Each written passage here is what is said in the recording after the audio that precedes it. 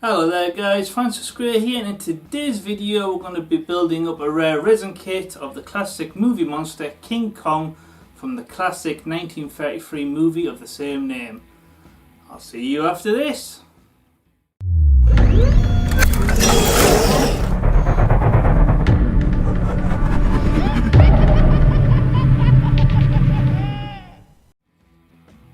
Okay guys, so in this video build we're going to be building up the classic movie character King Kong from the classic movie of the 1930s, and this kit was a resin kit produced by a company called Dark Horse, and it was originally sculpted by the late and great Mr. Ray Harryhausen.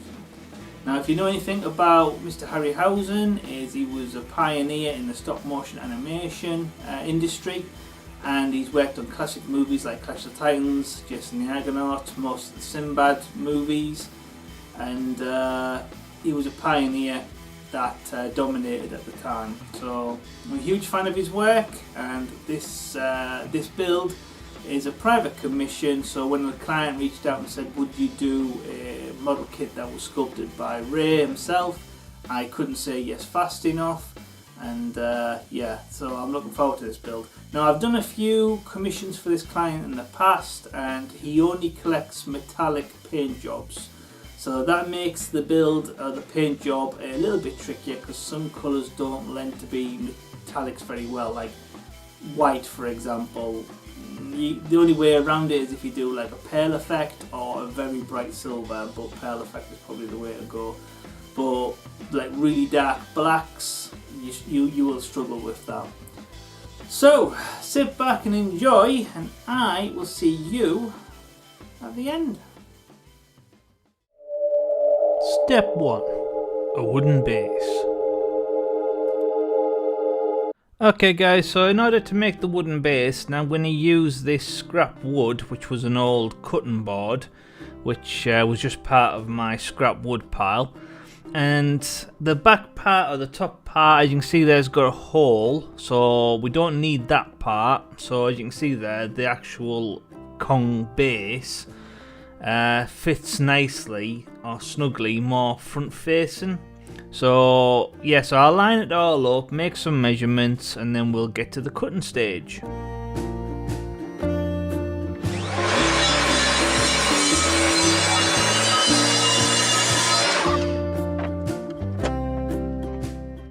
Okay guys, so for the next part I'm going to go ahead and make a 3D printed King Kong movie logo, and I'm going to go ahead and 3D print that out on some PLA filament.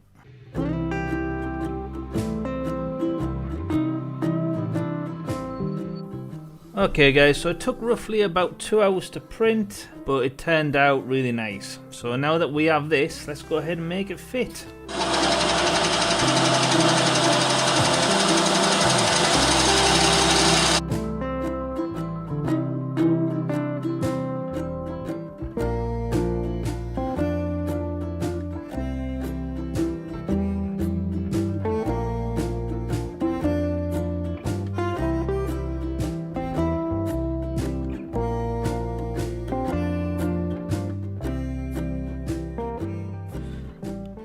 Okay, so now that that channel has been cut, as you can see there, it fits rather nicely. So I'm going to go in with some Gorilla Glue, and I'm going to apply it into place, and then put some plastic sheeting down so it doesn't stick to the workbench, and then just leave to dry. 7 hours later. Okay, so now that that has been left to dry, for the next stage I'm in the spray booth, and I'm going to go in with some black matte spray paint, and I'm going to spray the underside first, leave that to dry, and then we can go ahead and add these like little felt protection cushions on each corner, which will help raise the base up a couple of millimeters. It'll just stop it from getting scratched, and then we can flip it 180 and then do the other side. Soon after. Okay guys, so now that that's nicely black, for the next stage I'm going to go in with some Vallejo gunmetal grey, and this is like a very metallic, very dark silver, and yeah, I'm just going to apply it on there and then just mush it on around, probably give this 2, maybe 3 coats, leave it to dry, and then we can go ahead and add some shading. 6 hours later. So after a quick stint in the airbrush booth, I went ahead and added some darker tones to the base and then some raised highlights on the edges with some bright silver, and now I'm going to go in with some copper / gold, and we're going to go ahead and add some highlights to the King Kong logo.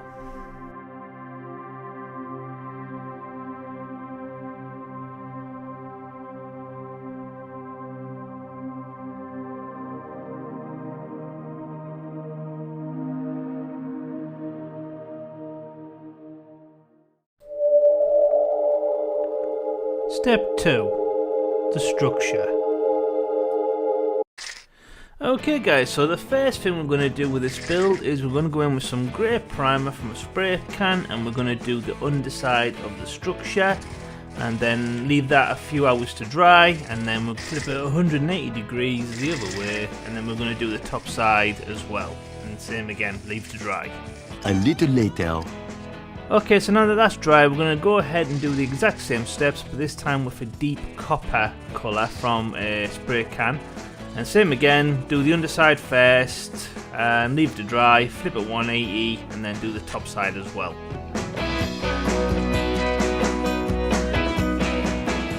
And now that that's done, we're going to repeat the exact same process, but this time with the back column. Okay guys, so for the next stage I'm going to go in with some watered down black acrylic, and I'm going to get into all the nooks and crannies, and then we're going to dab away the excess with a bit of kitchen towel, and then that's going to go ahead and make some dark recesses so we can build up upon that later on. So I'm going to go ahead and do this for the back column and also the main structure base. 5 minutes later.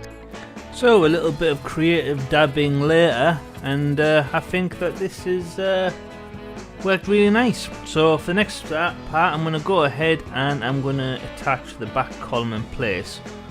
So in order to do this, I just need to line it all up, carefully drill some fine holes underneath where the columns go, and then use some nice taut steel wire to pin it in place, and then bend it from underneath, and then that should go a long way to help secure this in place. Okay, so now that we've got all the holes drilled, for the next stage I'm going to go in with a 2-part epoxy resin, and I'm going to make sure it's definitely 100% mixed, and then we're going to apply that to the underside of the column in place, and then we can go ahead and add the wire, and then that should, once that's fully cured, that should be rock solid.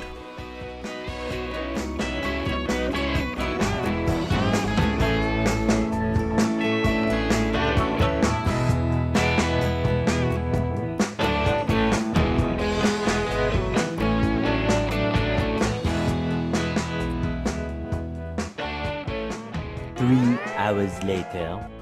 Okay, so after leaving that a good few hours to fully cure, for the next stage I'm going to go in with a very fine drill bit, and I'm going to hand drill some new channel holes that feed up from the previous channel holes, but now embedding into the bottom of the column. So I hope that made sense. So basically, once those holes have been drilled, we can go ahead and add a little bit of super glue and then some of that steel wire, and then we can bend it over and then leave that to dry, secure again with more super glue, and then that'll make this really solid. So now that that's all one piece, for the next stage I'm going to go in with a more vibrant gold, and I'm just going to get a nice stipple brush, and we're going to go ahead and add a dry brush highlight edge to all the raised surfaces, and then that'll make this go a long way to make it look more metallic.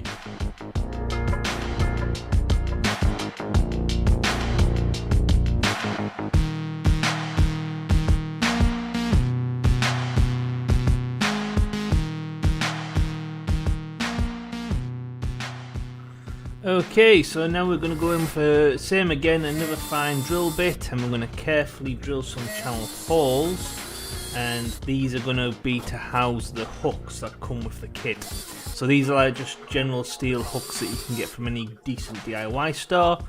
Now we have to be careful with this, because if you drill too far, obviously you'll poke through the other side, and then that'll be a nightmare to clean up. if you don't drill far enough, the hook will stick out too far and it'll obviously look like a hook, and then it'll spoil the illusion. And also you run the risk of actually breaking the resin and snapping the column, or snapping the column off the actual base where we've just attached it. So there's a lot of pitfalls to look out for here, but as long as you're persistent and you take your time and you use, you know, your brain rather than just wading on in there, you know, trial and error goes a long way. Take your time, respect what you're doing, and then hopefully all goes well.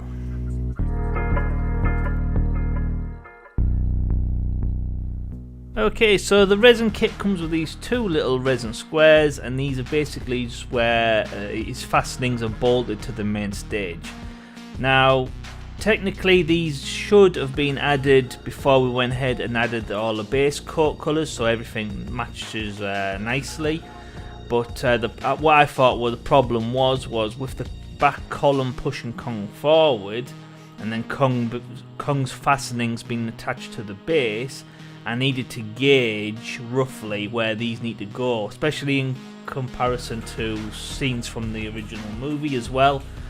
So yeah, I decided against adding these originally until I was 100% sure where the column was, how far that pushed Kong forward, and then once we gauged the rough area, I then went ahead and added these in place. So now that they've been glued, I'm going to go in with some wood filler to fill in around the sides, smooth it all down, and then that goes a long way to make it look like these are more welded in place rather than just like a bit of resin just stuck in place.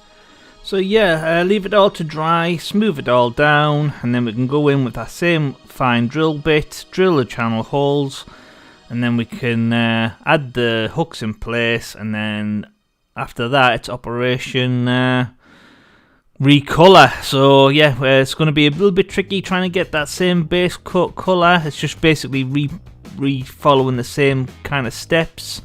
So the main tricky part is that the original base tone was from a spray can, so I have to try and recreate that. So thankfully I had a copper color from Vallejo that seemed to suit it rather well.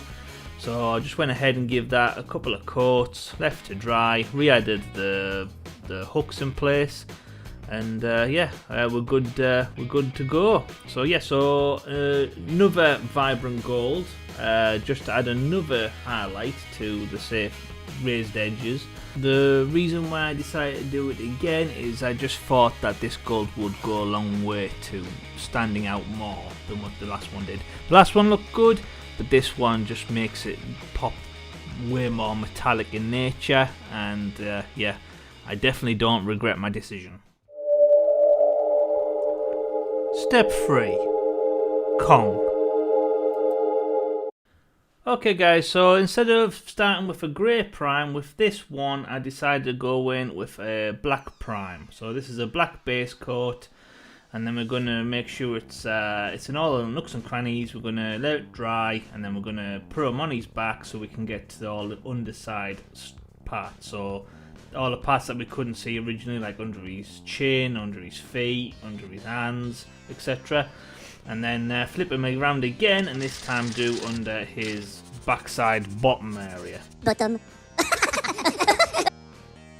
Okay, so after leaving the black a couple of hours to fully dry, for the next stage I'm going to go in with a copper/gold colour from a spray can, and I'm going to repeat the same process as we did before. Put him on his back, get all underneath the areas, and then once this is all one tone, we can then bring him back inside to the painting booth. Okay guys, so the first thing I'm going to start with is a copper highlight.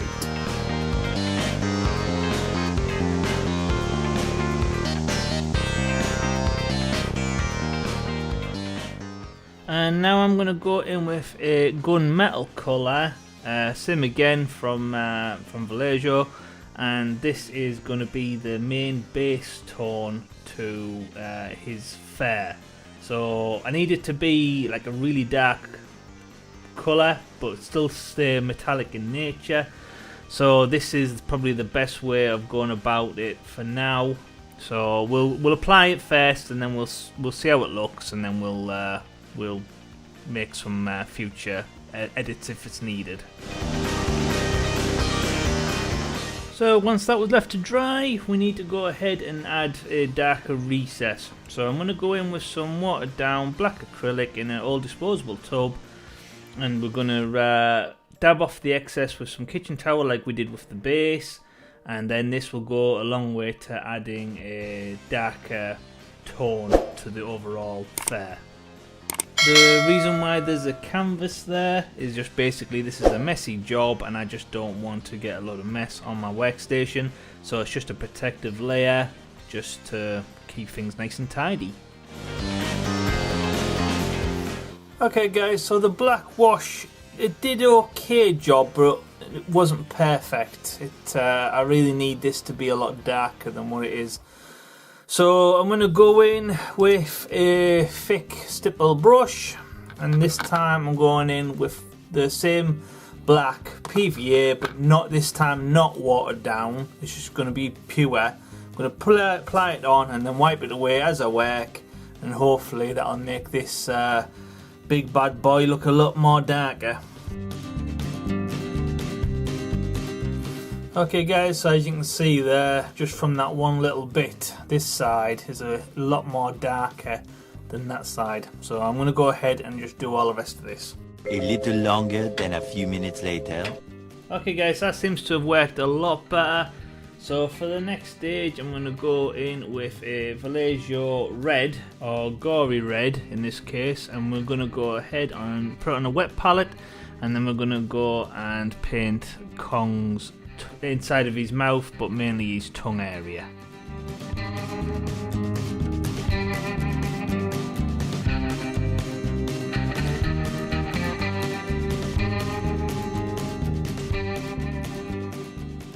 And now I'm going to go in with a dead white from Game Color, and I'm going to go ahead and highlight his teeth and also the whites of his eyes.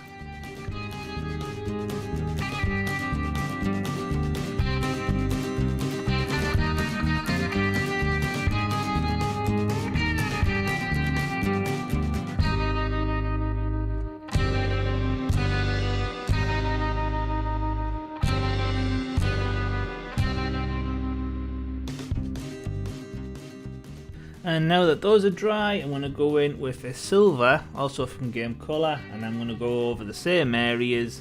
So we're going to highlight the teeth and the eyes, because obviously metallic.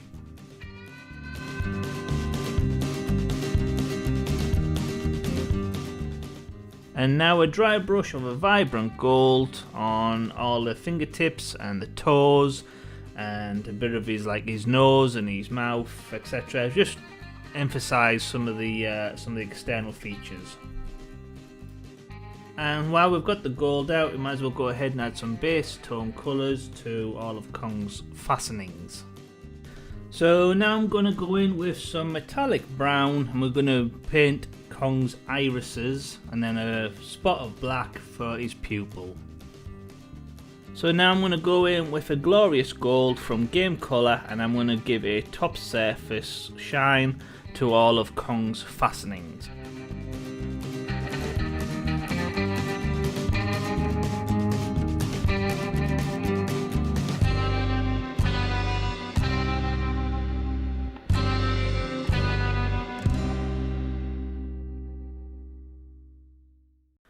And now I need to go in with a fine drill bit, and I need to drill a channel hole in all of these external parts to Kong's fastenings, so we can go ahead and add some kind of chainage to then connect to the base. So same again, this is going to be quite delicate to do because a lot could go wrong. It could snap the resin and it would be a bit of a nightmare refixing that. So yeah, just going to take me time and make sure that it's done right.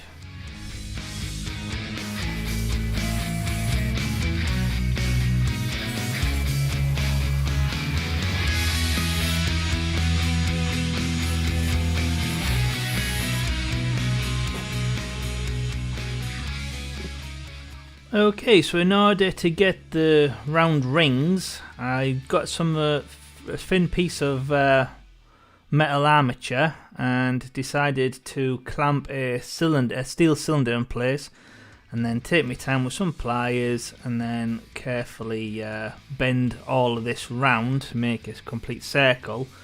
And the center point in the middle, whereas it's not connected, that'll be hidden on the inside of the Kong's fastenings. So yeah, this was probably the easiest and best way I could think of doing it.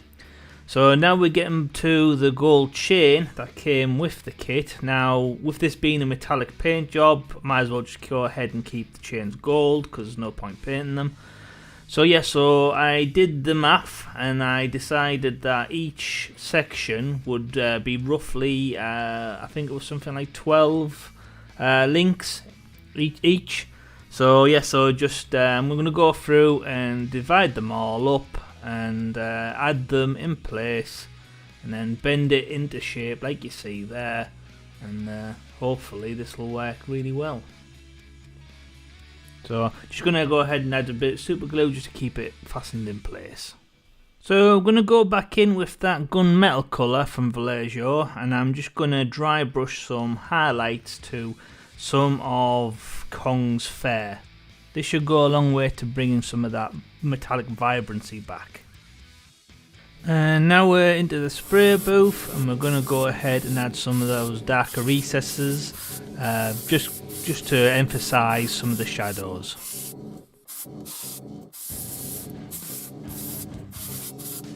And now we are going to go in with a Dremel and a fine drill bit to add some channels to under Kong's feet, so we can later add him to the frame base that we created before. So just went ahead and cut up some little bits of metal, and same again, super glue to the rescue, and put them in place, leave them to dry, and we have a pin system. And now that we have a pin system, we need to go ahead and map out where the pins need to go on the actual base, and then I need to use the exact same drill bit to drill a channel hole in the frame. Now same again, this is also kind of dodgy because if I drill in the wrong sections, then I'm going to have some unwanted holes in the base or in the frame, if you like. Again, it's better to take your time and make sure.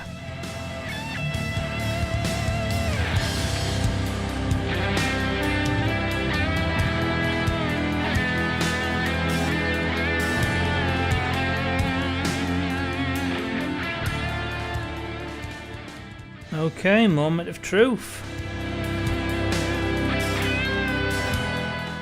And thankfully it worked. Yeah, baby, yeah!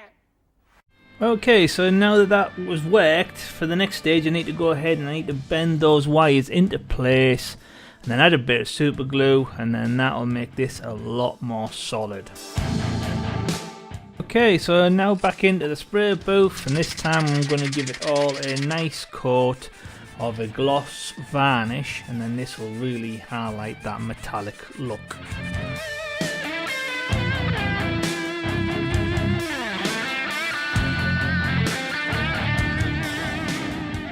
For the next stage I'm going to go in with all the chains and all the hooks and all the loops, and I'm going to cut them to shape or cut them to size, and then make it look like Kong is really struggling with the fastenings, so it's all nice and taut rather than just like dangling down, and it just sells the illusion that he's angry and he's lunging forward at the shocked crowd below.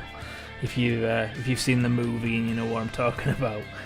So yeah, just going to take my time, make sure that I get the exact right loop fastening or chain, or link of the chain, sorry. And just remember to leave the one on his left hand broken, where he's broke away from the actual fastening. So just need to add the wooden base now, and I think he's done. He was a king and a god in the world he knew. Look at Kong, the eighth wonder of the world.